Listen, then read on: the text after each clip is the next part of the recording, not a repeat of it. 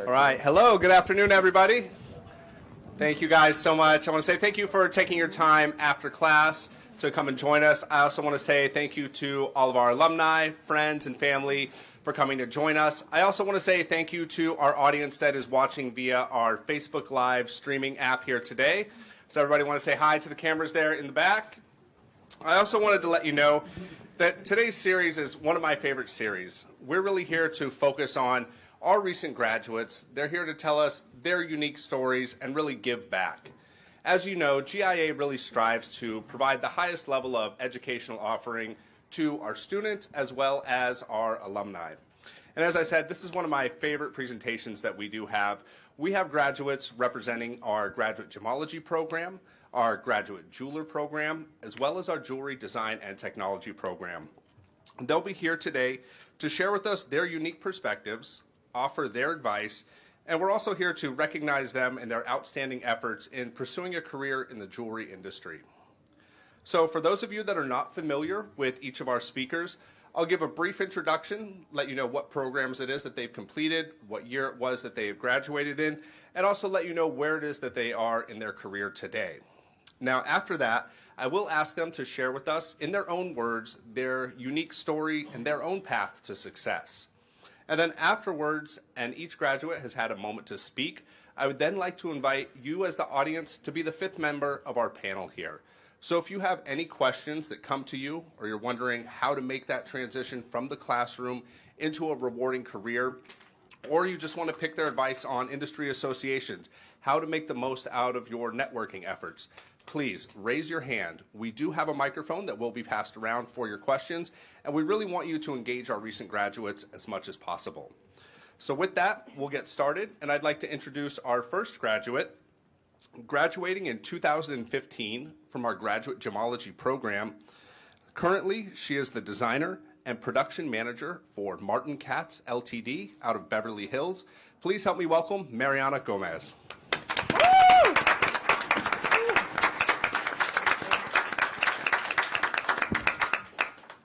Our second graduate joining the panel with us today has graduated in 2018. He's graduated with our graduate gemology diploma as well as our jewelry design and technology diploma. Please help me welcome former CAD designer and technical engineer with Kryszewski Manufacturing out of Los Angeles, Spirit Freeman.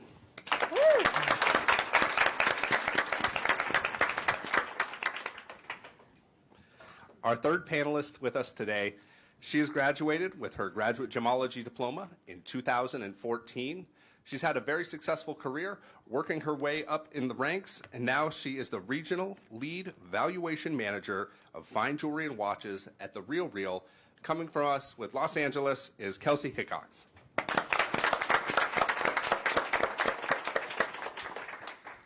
And our final graduate here today, representing our graduate jeweler program. She graduated in 2017 and is now currently a goldsmith with Kessler's Diamonds out of Milwaukee, Wisconsin. Please help me welcome Diane Kryszewski.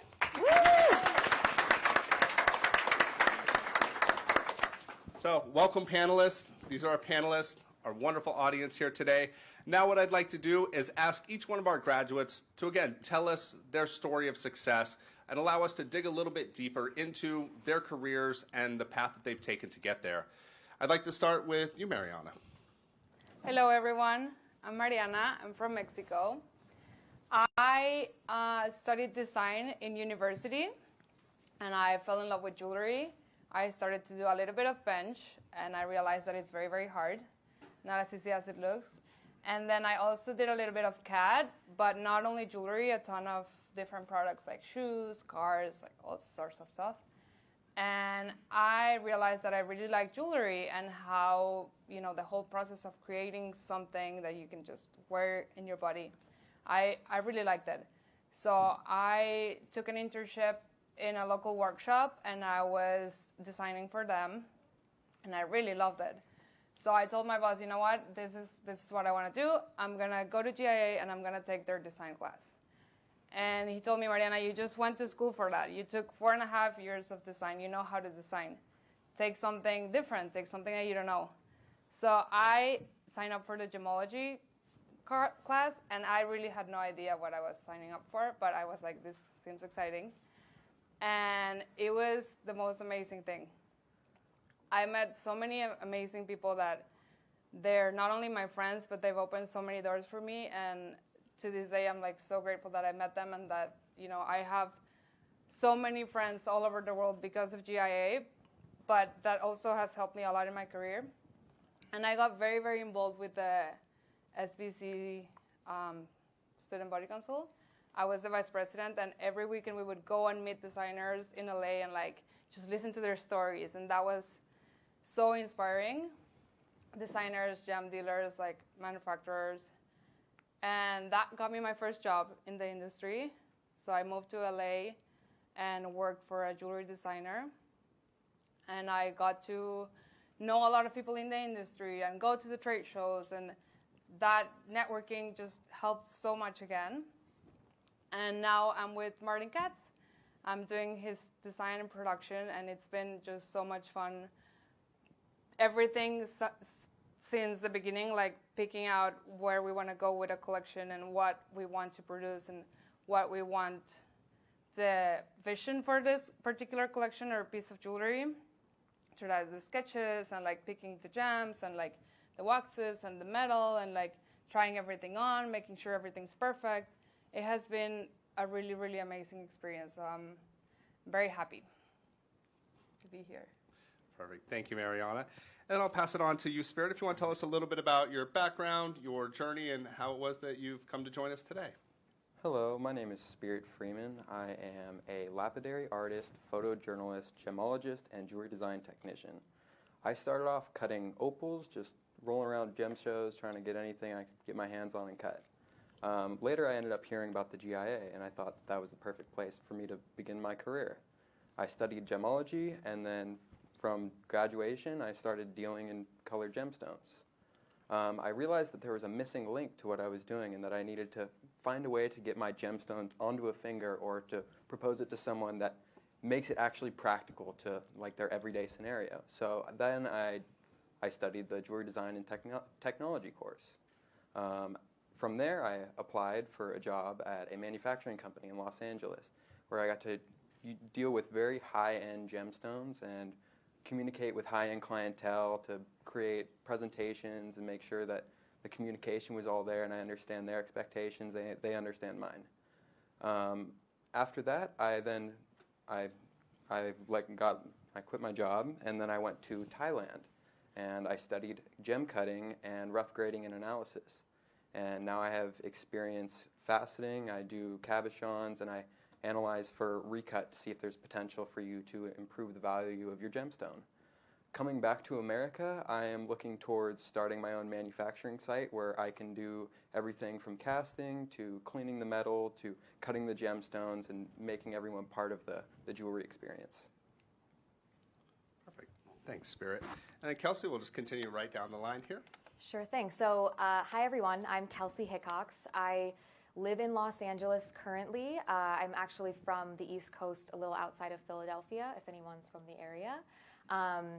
And I went on to study at university before I came to GIA. And when I was at university, I studied business and fashion merchandising. And it was really fashion that actually led me here, which is kind of perhaps maybe an interesting angle. But what happened was when I was in college, a lot of my internships and opportunities to get out there and really work in the field were related to jewelry. So I ended up not ever getting any types of jobs working in actual like clothing apparel and that side of fashion.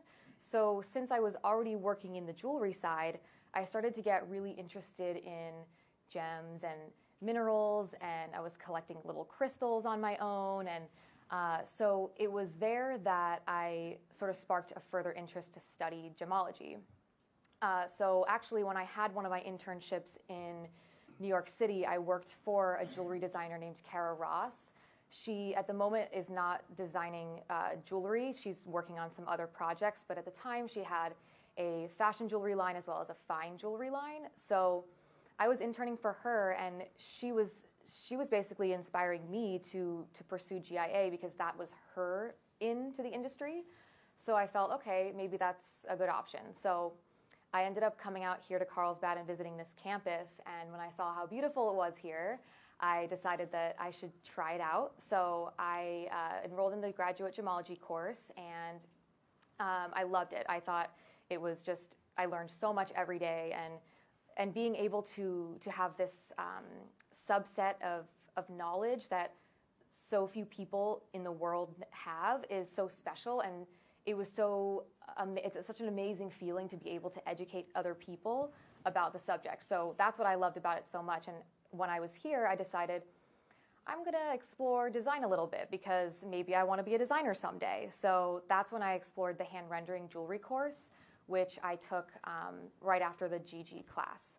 And after that, since I was here in California, I felt this urge to stay and make my way up to Los Angeles and see what kind of opportunities I could find there.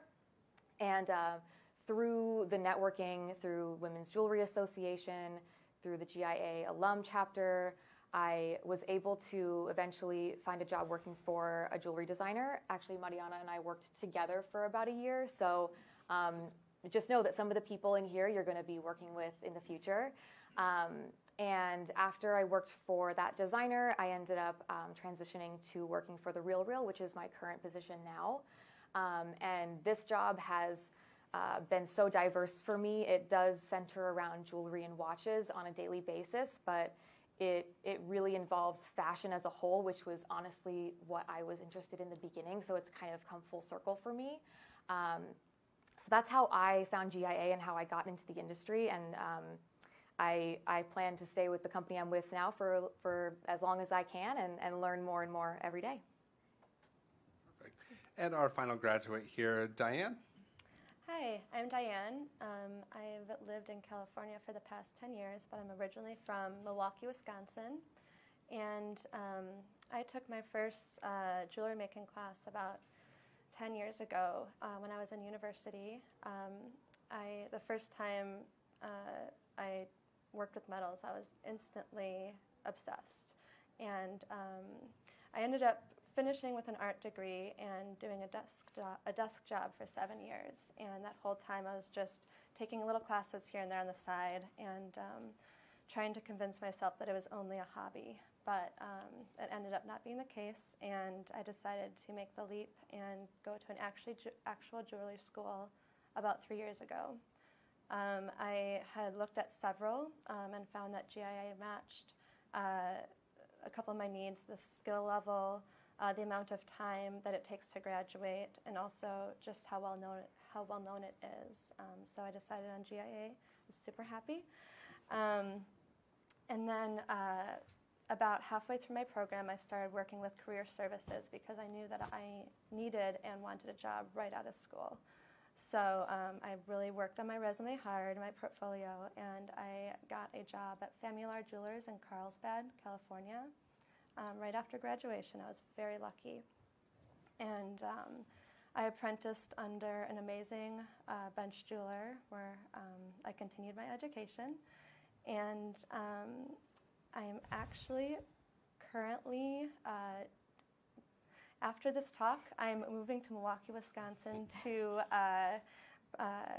start my second job as a jeweler. I'll be working for Kessler's Diamonds as a goldsmith. So what she's really trying to say is, and can we all give her a big round of applause? She just got another fantastic job. She'll be running her full shop downtown Milwaukee, Wisconsin for a very, very well-known jeweler. And that kind of transitions me into my next question, as all of us are looking to find that dream job or to get to that goal that we want to achieve. But we know there's various steps of it. And everybody, especially a lot of you in our graduate jeweler program, have questions about what is a bench test like? What is it that they make me do? What is the interview process that I have to go through to make sure that I can get that job that I want? And so Diane's just been through it. So if you could share with us a little bit about some of your challenges, your obstacles, the rewards that you've had, and kind of what is it that they're putting our students through these days when it comes to bench jewelry interviewing? All right. Okay. So I've had 2 bench tests now. The first one for Family and the second one for Kessler's Diamonds. Both of them were incredibly nerve-wracking. The lesson I took out of my first bench test was it's not necessarily how well I did on that bench test, but it was my attitude. I actually failed that bench test miserably. When I was trying to do a headset and solder, I put my ring in 3 pieces. Just every little thing that I could do wrong went wrong that day for me. And it was partially nerves and partially, I'm still learning. But halfway through, the jeweler at the time noticed I was struggling, and she said, we're really behind right now. You can continue doing this to see if you can recover, or you can help me out and do some of the polishing work that I need done today. And I decided to help her out, and that actually led to me getting the job because she knew I was willing to work with her and help her out when she needed the help. So that's how I started that job. And the second interview, or the second bench test, I was way more confident. I had brought all the tools I knew I'd love to work with. I prepared by setting a lot of stones, doing a lot of chain solders, doing a lot of sizings as quickly as I could. And in the middle of the bench test, right before I was about to set a princess cut, and if you're a bench jeweler, you know that anything that has those sharp little points can be very risky to set. I got a phone call saying my dog had run away. So instantly I was already nervous, and I just panicked. It was a mess. And so luckily I had a GPS on him, so we located him. Problem solved in about 30 minutes. But afterwards I was just shaking and shaking. I was like, how am I going to do this? Because I was so destroyed by that point. So instead of jumping right into it, I decided to take a break. I took 30 minutes, caught my breath, and then went back in and set that stone, and it was perfectly level. Every little angle was cut just right, and so my takeaway was take your time, take a deep breath, and it worked out for me. So. Perfect. Let's get another round of applause for us. Big move. So with that, though, I would also like to welcome your guys' questions. I don't want to sit up here and just talk to the audience or talk to the graduates. We really want to engage you. So does anybody have a question for any of our panelists here? All right, we have one. I have a question for Kelsey. Through your career, what was the biggest obstacle that you have to overcome? That's a great question. Thank you for asking. I think for me personally, I tend to have a low level of patience, but with all obstacles, you need to have a lot of patience to work through them. And one of the things that really helps overcoming obstacles is identifying and prioritizing what needs to be done in order to move forward. So the more that we dwell on a problem or a roadblock, the harder and bigger it's going to become and manifest.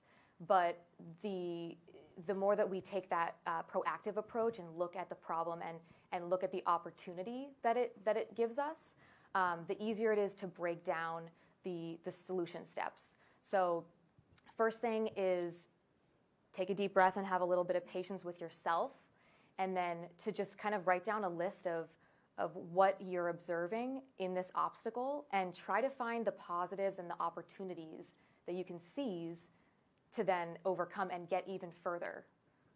That's my best advice for you there. Mm-hmm. All right, other questions from the audience?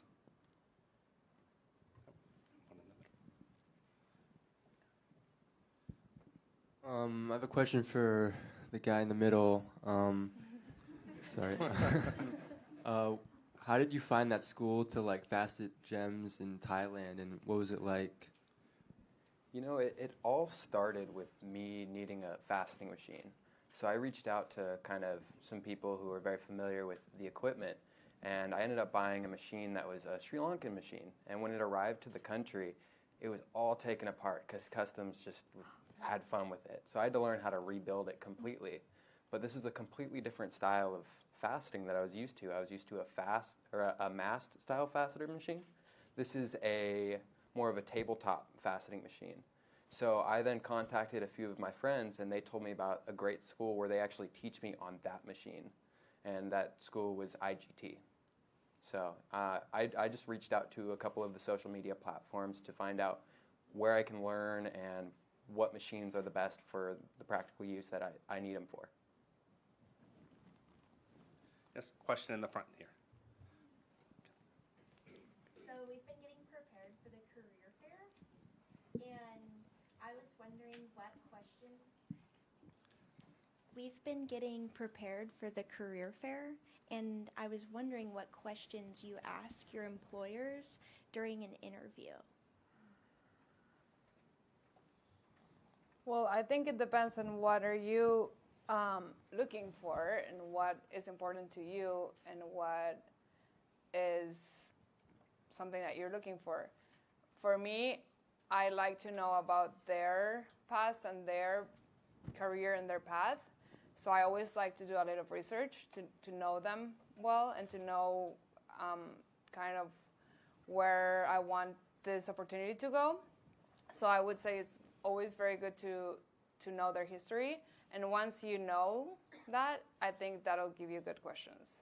I think once you get to know them a little bit better, you'll know what to ask them and what you want to find out about them and learn about them. I encourage you to take that opportunity because sometimes you get to interview with people that are like super important, and maybe that's going to be the once in a lifetime opportunity that you have to talk to them. So I always take that opportunity to just ask them something that I really want to know about them. All right. Anybody else? And I mean, it's good to ask them and be clear up front about what their expectations is for the role that you're applying for too. That's very, very important. And maybe if you're interested in a long-term career with a particular company, if that's what your goal is, it would be great to pose the question, what type of growth opportunities exist for me in the organization? What can I expect for movement there? What do you need from me or the hire to get to that next level? Asking for the things that you could do to, basically asking them for the tips and tricks and tools that you could use to get to where you need to get to faster. And if you can find out what those hidden things are, you could start working on it sooner and start to kind of elevate your career even faster. I'll second Spirit's response. What challenges do you expect in this role? And that way, when you get the response, you know how to prepare and how to succeed in that position. Okay. Great question. And another question from the front here. Just wanted to say, is this thing on? Sorry. Thank you guys so much for coming out today. It's been wonderful to hear your guys' experience. As fellow GIA, well, you guys were graduates, but what advice do you have for us to make the most of our time here? Network. Yeah. Go to everything. Go to all of the dinners, all of the parties, talk to everyone at lunch, and just get to know everyone because that is going to open a lot of doors for you. I would say continue to keep in touch with your instructors as well. Any type of connection you can maintain here will be very helpful going forward. I know that for me, I try to come down here as much as I can. I come to the Sinkenka Symposium. Every year I try to get to that.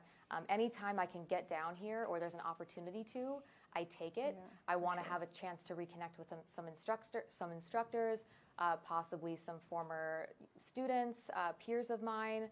Got one back there. Shout out.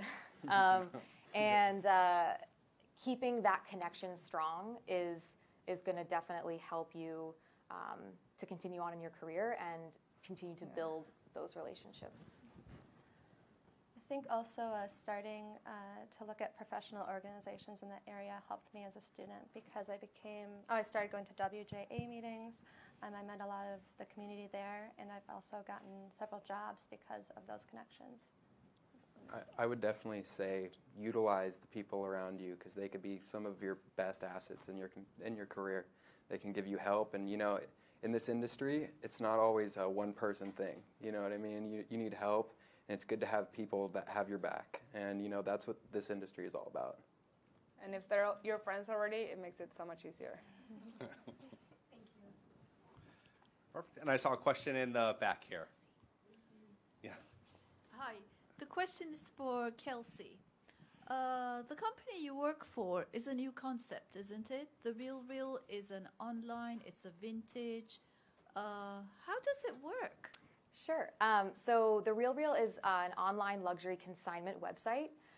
We also have a few brick and mortar retail stores, 2 in New York and 1 in LA.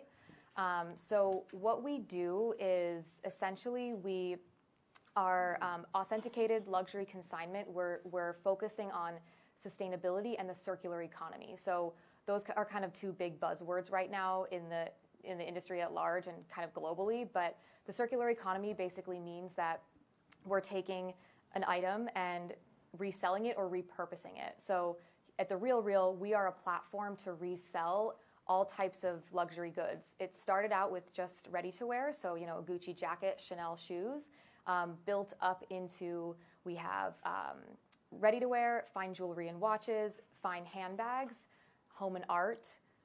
We have a trust and estate department. So we are continuing to involve even more categories of product as we grow.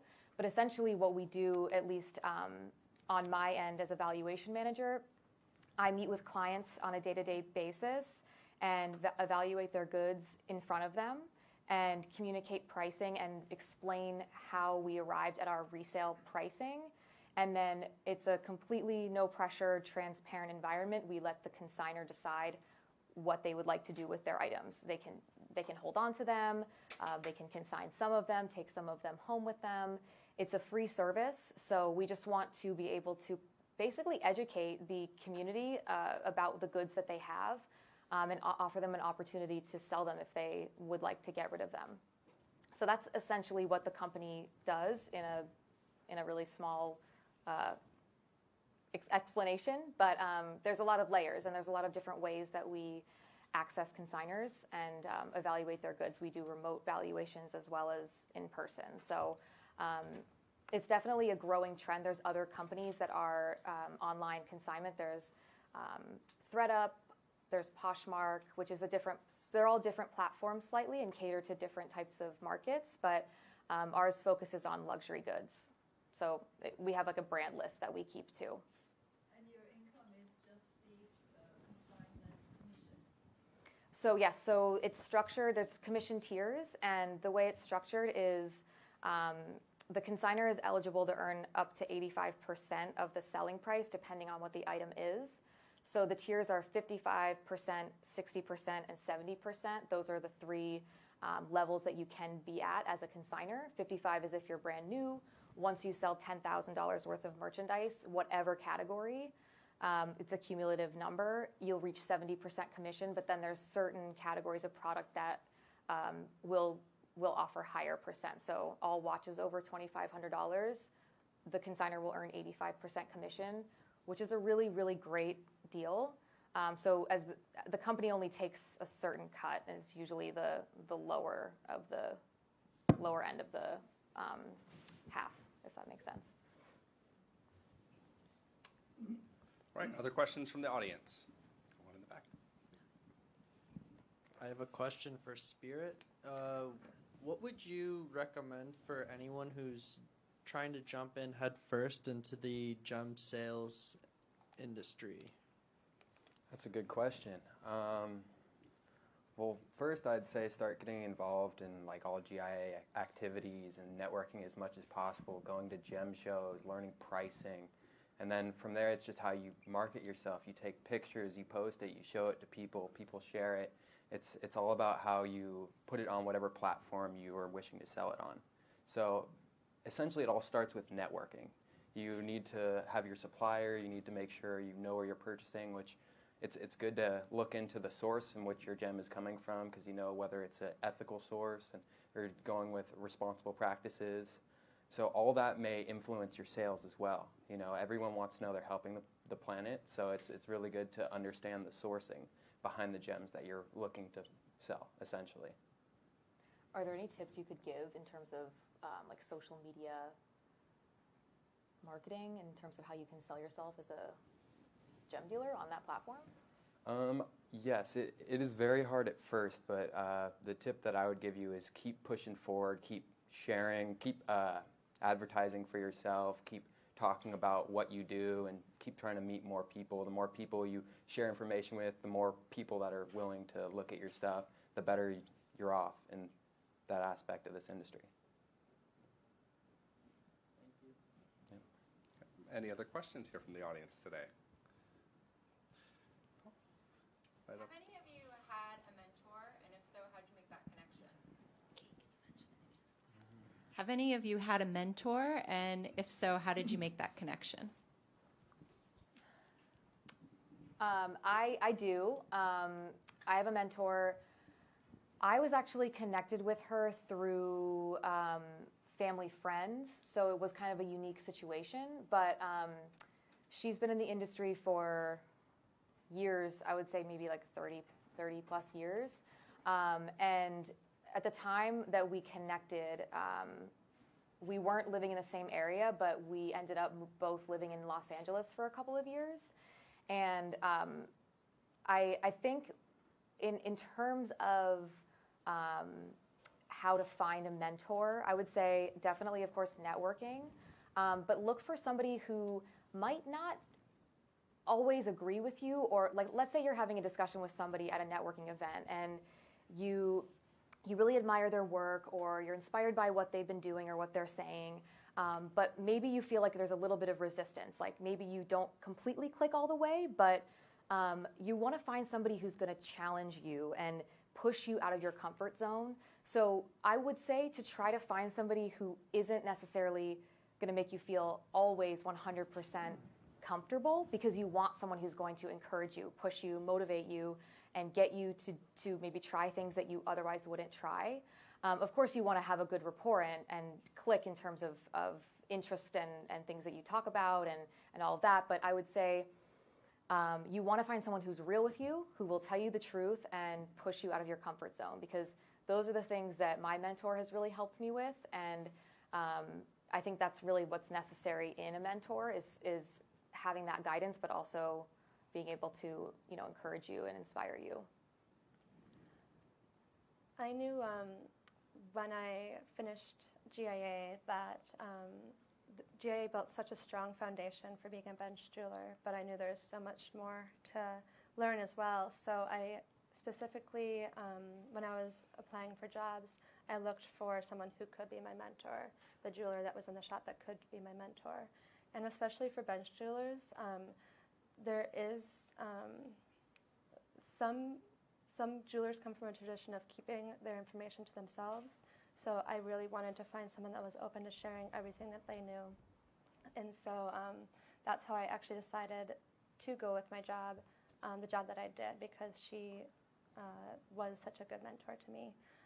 And then when she left to open her own business, and we were looking for a new bench jeweler, I was part of that process. And in hiring someone, I was looking for someone who could fill that role.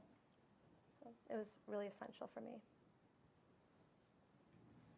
I think for me, I've never told someone you're my mentor, but there's been people in my life that I've considered my mentors, and maybe for short periods of time.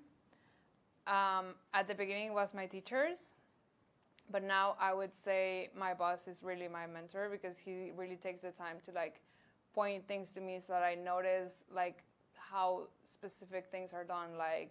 Look at how all of these diamonds are perfectly aligned and are, of course, all of them the same color, the same clarity, everything is absolutely perfect. He points out details that before I wasn't able to see, and I really appreciate that he shares that with me so that I can see that next time, and that makes me a better asset for him. So, but it's like she said, it's hard to find people that are willing to share that information and just take you under their wing, and you have to really appreciate it when that happens. I appreciate it. Yeah. And sometimes you may find your mentor in a place where you didn't really expect them to be. I do jewelry design and technology, and one of my best mentors is a master jeweler. He doesn't do the same thing for me, but he's familiar with the next process. So it's really important to kind of go out and see what's out there for yourself. Like I have mentors who are experienced with dealing in gemstones. I have mentors who have experience with doing CAD. I have mentors with people who are bench jewelers, stone setters. Just be open to be getting feedback, and you'll be surprised who might be out there as a potential mentor for you. Side note, it doesn't have to be somebody in the industry. Look outside the box too. Like if there's somebody who specializes in business or you know, lifestyle coaching, just somebody who you connect with, who you know will guide you in the right direction. I have a question. So as we have an audience and a room here full of students, graduates, alumni, other industry professionals, I'd really like to know what are some of the core skill sets or one skill set that you've been able to take from your time here with GIA that you are using on a day-to-day basis in your current role. Really want to make sure that, of course, we are, you know, making everything that we teach is absolutely practical. I know I've used a lot of the coursework that I've taken here at GG in my own career. So I'd love to hear from you and see what each different facet of the industry uses from our coursework. I think the quality control aspect of the graduate jeweler program really prepared me what to expect in my job. GIA has such a high level of perfection that, like, I took that to my job, and you know, like the ring has to be polished, no tool marks, are the stones tight, is everything level, and I really think that was the most beneficial aspect to me. I can't remember which instructor said this, but don't try to figure out what type gem it is. Let the gemstone tell you what it is. That was literally the one sentence I could say that I took away that I use every day in my job today. So I see everything. This job has opened me up to a lot of different types of materials and products that I hadn't had experience with before. So of course, when you're here at GIA, you know that, you know, we mark not at GIA for the stones that we're not going to see here. But in the real world, you will see anything and everything. So following that same rule of let the scientific tests, let the data tell you what the stone is, has really helped me, because there's moments I want to say, oh, that's just, you know, that's just pink coral. But you know what? Maybe it's not pink coral. Like, let's do the tests again and figure out what the stone is saying it is. All right, give me a second. Can you go? Yes. For me, my GG has really helped with designing, just understanding the gemstones and understanding the hardness and, like, you know, all of the characteristic of a specific gems really help you determine if this needs to be bezel set or not. This should be a pendant, it should be a ring. Just like understanding gems in general really, really helps when designing jewelry. Sorry, that wasn't too long. It's okay. For me, I think the most important thing I took from the GIA was being flexible and being very well communicated. You really need to be able to assess what your customer is wanting and their expectations is, and if you don't know how to communicate with them, it can be a disaster. So I would say the most important thing that I use every day is communication. That's the most important to me. And to piggyback on that a little bit, as each of you move forward with your careers, and we're always wanting to stay on the cutting edge of information, as you know, treatments are always changing, sustainability is a big movement with us. What are some of your go-to industry resources, whether it be like the Rappaport pricing guide, you're using Kitco on a daily basis? Are there other publications that you subscribe to really keep yourself on the forefront of this ever-changing industry? Yes. So I access Rapp all the time. IDEX, they actually have a, I'm still getting familiar with how to understand the data that they collect, but they have an email blast weekly with links to different articles. And I clicked on one last night, and it was about the ID 100 tool.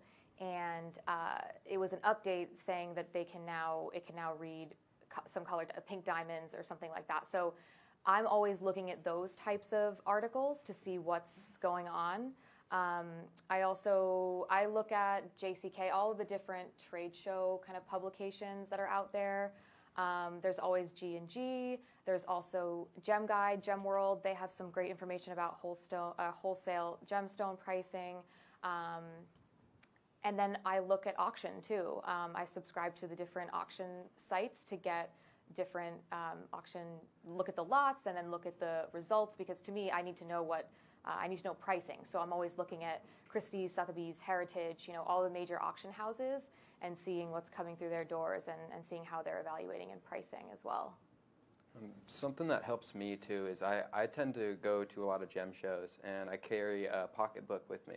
Whenever I see someone selling something and it's something that I don't know much about, I kind of like to jot down the price and what I see what the market rate is for that product.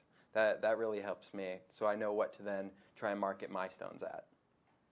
Yeah, I would say that to just go to the trade shows, and there's so many great opportunities there, just the people that you're gonna meet, and of course looking at all the gems and all the prices, but there's also so many talks and so many different things that you can learn in all of these trade shows that are just amazing. I think that's a great tool to just participate and get involved also in all of the networking events, because that's just a casual conversation that you're having with a friend can turn into something that you didn't know, or that you're learning about the industry. Because that's also kind of more fun, that you're just interacting with someone and you're learning so much. I've found 2 Facebook groups actually to be particularly helpful. Jewelers Helping Jewelers and Bench Jewelers Helping Bench Jewelers. Oh, that's sweet. It's super helpful because if you ever have questions, you can just blast them out there, but it's also showing me new machines people are using for testing diamonds, and current discussions about man-made stones and things like that. So it's kind of real-time jewelry discussion that I've found helpful. Perfect. And audience, you guys have additional questions for our panel here? Don't be shy. I see one in the back and one over here. Perfect. Hello. So I understand that we have career fair coming up, and there's also networking is very important. But I want to know, each and one of you guys, how did you guys start looking for jobs in the LA jewelry industry, or how did you guys end up having a job at Carlsbad? Is it because you guys walk in, or is there any kind of experience or story you guys can share with us? Sure. So when I first moved up to LA, I was looking at the job board for GIA to see what kind of opportunities were in LA on that job board. I will say, though, that the first job I got was in retail. It was at a little jewelry store in Santa Monica. And I took a couple of days. I asked my boyfriend to help drive me around. I dressed up. I had my resumes. I literally walked into every jewelry store that I could find in the area, from Harry Winston, which, by the way, they don't even let you in. So just letting you know. Don't be offended, but they won't let you in. All the way to different little mom and pop stores down in Redondo Beach area, Manhattan Beach. So while I didn't get job offers from a lot of those places, that act of walking in and introducing yourself and giving them your resume is such good practice, and it will open the door eventually to an opportunity. So eventually I did get hired at one of those shops to do retail, and I started as part-time because I still wanted to see if there was anything else that I could do besides sales, because I knew that there was more I wanted to do besides sales. But I really recommend practicing that, just going around and introducing yourself to different store owners or just the staff who's working there, and get practice with your elevator speech. Figure out what the best tactic is for you to get in there, get in the door, and leave them with a sense of who's that girl? I want to know more about that girl. So you want them to want to know more about you and identify what you bring to the table that's different from anybody else, even if they're not hiring. Don't be afraid to walk in there and just do your thing. And I will also say that if you get a lot of no's, try not to get discouraged, because all of those no's means that you're one step closer to a yes. So take the no's as a victory and keep going.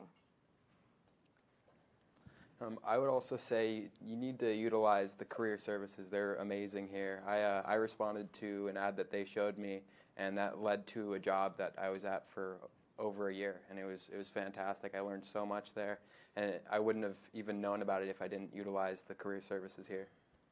My second career services, I worked heavily with Peter. We didn't pay them to say this.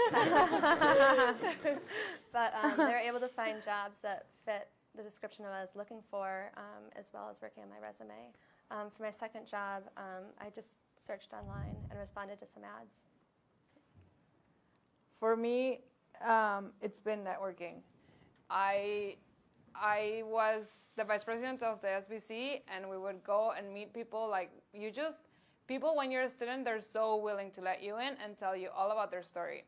And I was so curious to know and learn, and like, how did you get here? And that just made me build a relationship with a lot of people in the industry. But it's just knocking on the door.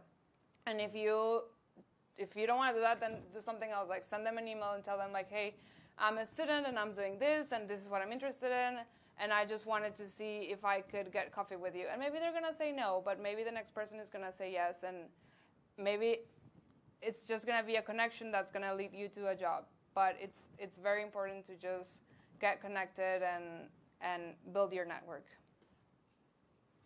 And we all don't have any family in the industry. We all figured this out on our own, and it was very nerve-wracking. But, we just have to submit our resume, put the suit on, and drive to where we need to go, and let everything else go from there.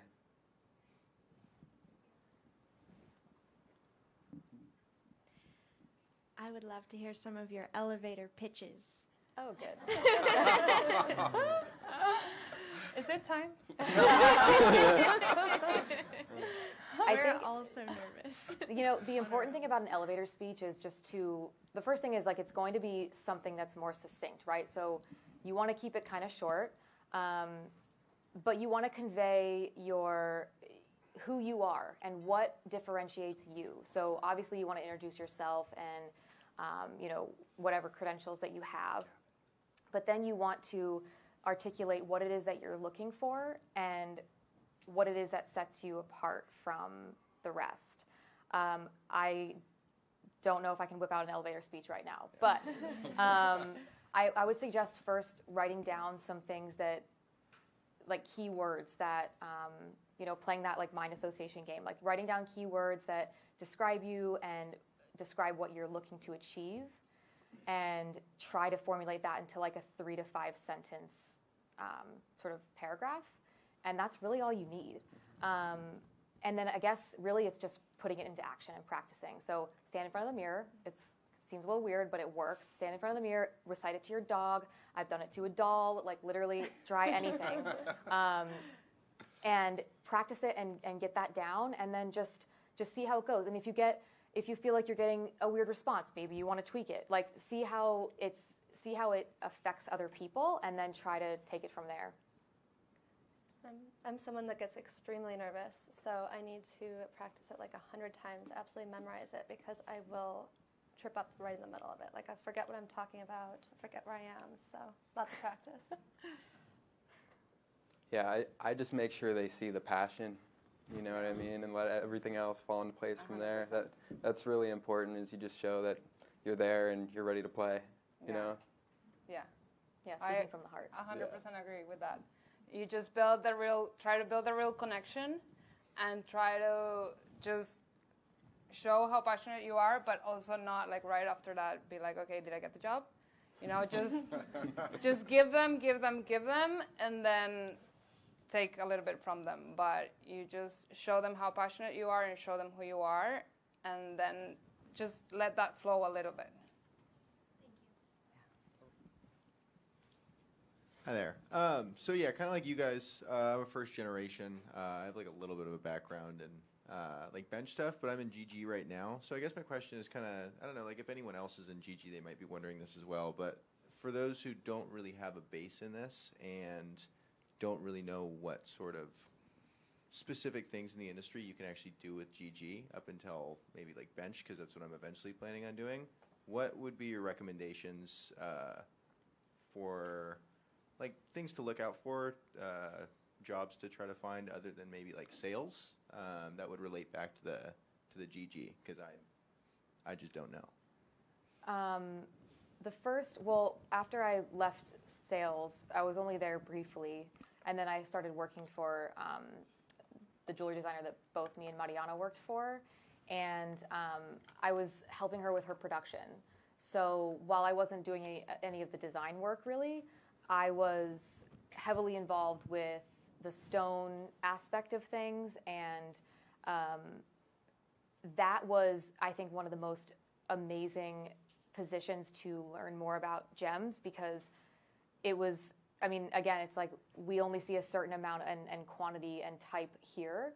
There's so much more that's in the industry that we don't know about when we leave here. So trying to find a position that will allow you to have access to stones, like whether that's in production or even working for a company where you're like sorting stones. It sounds a little redundant, but I mean, where that's one of the roles, one of the tasks that you do during the day, sorting and just kind of getting your eyes on as many as you can, looking in the scope, continuing to develop your eye is going to be really helpful. And then, from there, like you said, if you want to move on to bench, that's great. Then you have even more knowledge of certain stones and how you can set them and work with them and make sure you're doing the best that you can with those stones. And one thing I'll ask is you kind of have to ask yourself, why am I passionate about this, and what makes me so passionate? And you kind of have to go with your gut feeling there, because you find things that work and you try the job out, but you find a lot of things you don't want to do before you find the one that you do. So you kind of have to not be afraid to jump into a role that you're iffy about, just to feel it out, because you never know what that could turn into. That could turn into the career that you love. So you need to be open to just all the possibilities, but also try and listen to your passion. That's the most important thing I can tell you. Also, with your bench skills, if you ever want to open your own shop, you could do appraisals with that education, and then all the money stays in shop. It's all you. That's great. Other questions from the audience? All right, so I have one. I'd like to know from each of you, can you tell me what has been the biggest risk that you've taken in your career year to date? When have you gone out on a limb really outside of your comfort zone, and was it a success or was it another challenge that you had to overcome? Currently in the middle of it. My job at Family was going very well, so it was a risk to make a career change. I think it's going to work out good for me. How did you find them, Diane? Find that the job was available? I was looking online, so I was looking at Indeed, just all the online sources, the GIA job board, and I responded to an Indeed ad. For me, I would say, I guess there's like two kind of risks I've taken thus far that have been kind of notable for me. Moving from here in Carlsbad up to LA without having a job. That was a risk. I was super uncertain about what my options were, even after doing some online sleuthing and things like that. But just hit the ground running, I mean, you have to take your fear and turn it into motivation somehow, and just get yourself out there to keep moving forward. And then I would say the second risk was leaving my job working for that jewelry designer and not having another job lined up, which I don't necessarily recommend. But if you have to do it, do what you need to do. Do what feels right for you. And it wasn't so long after that I got the job with The RealReal. So it turns out that even though it was risky, it paid off for me, because I found the job that is super rewarding for me and really what I need right now. So I'm also in the middle of probably my biggest risk. I left a company about 4.5 months ago and just bought a one-way ticket to Thailand. And I feel like that was exactly what I needed to really figure out what I want to do with my career.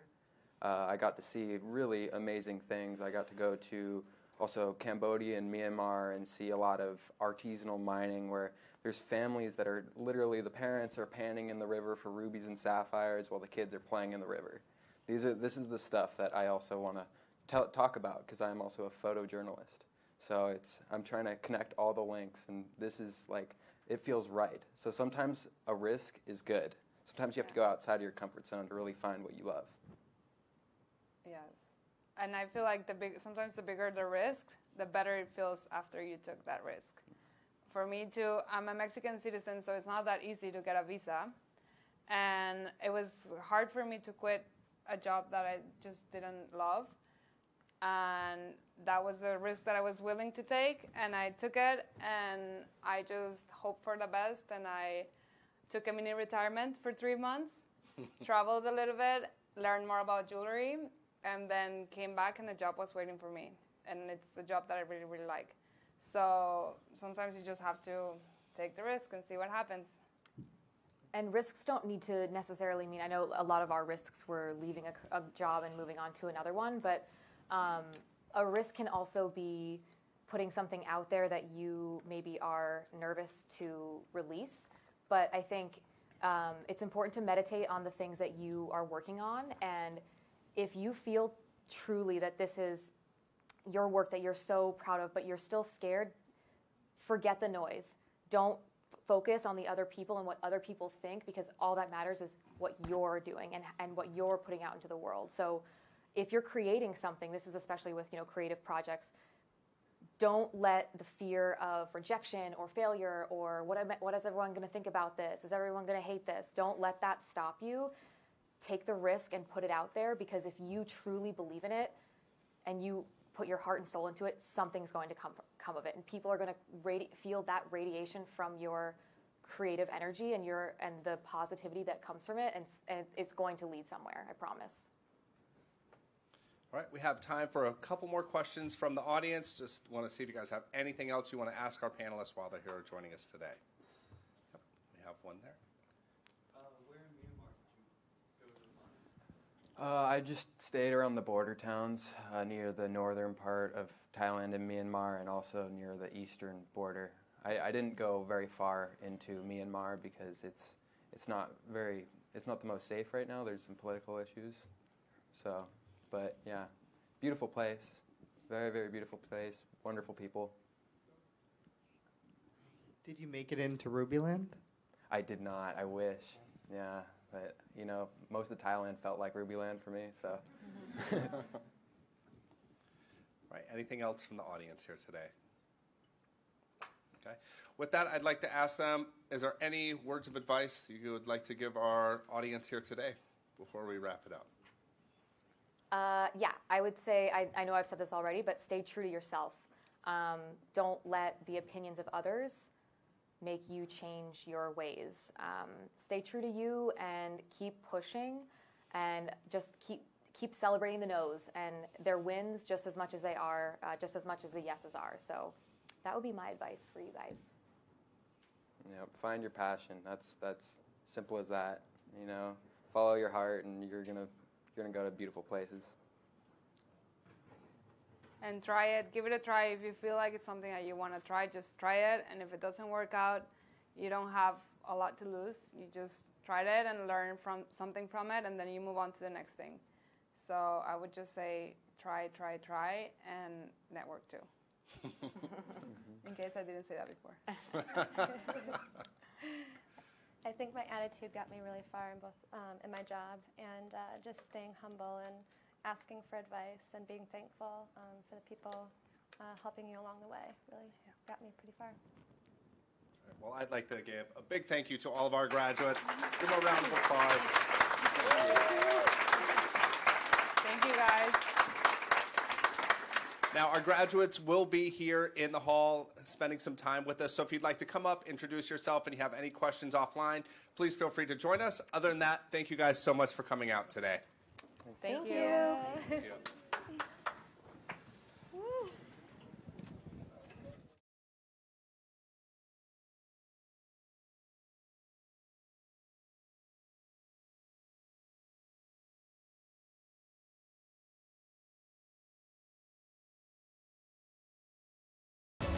There's always more than meets the eye.